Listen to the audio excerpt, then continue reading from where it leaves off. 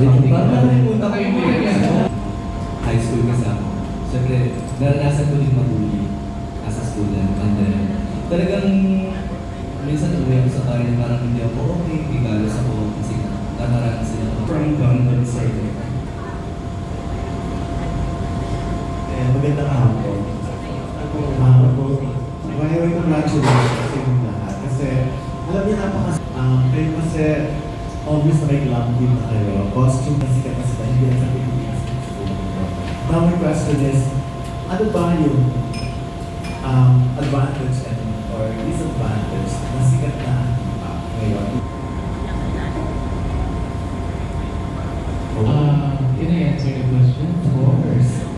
Ako po personally, I think ang advantage ko na entered the industry, it was never in our minds na we're